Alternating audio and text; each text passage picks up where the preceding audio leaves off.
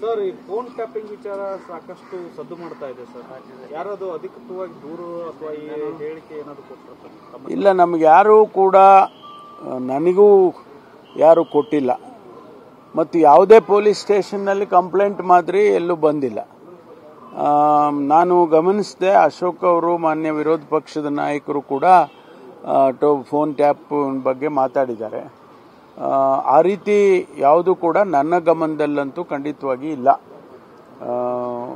ಅಂಥದ್ದೇನಾದರೂ ಯಾರಾದರೂ ನಿರ್ದಿಷ್ಟವಾಗಿ ಸ್ಪೆಸಿಫಿಕ್ ಆಗಿ ಯಾರಾದರೂ ಹೇಳಿದರೆ ಅದ್ರ ಕಂಪ್ಲೇಂಟ್ ಮಾದರಿ ಕೊಟ್ಟರೆ ಅದು ತಗೊಂಡು ವೆರಿಫೈ ಮಾಡ್ಬೋದು.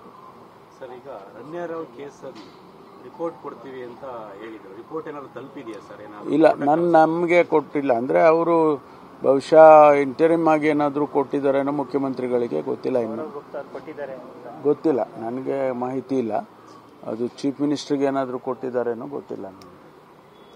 ಒಂದು ವೇಳೆ ಅದು ಅವರು ಒಂದು ವಾರ ಸಮಯ ಕೊಟ್ಟಿದ್ದೋ ನಾವು, ಅದರಲ್ಲಿ ಏನಾದರೂ ಕಂಪ್ಲೀಟ್ ಮಾಡಿ ಕೊಡ್ಬೋದು ಅಂತ ಅಂದ್ಕೊಂಡಿದ್ದೇನೆ. ಗೊತ್ತಿಲ್ಲ.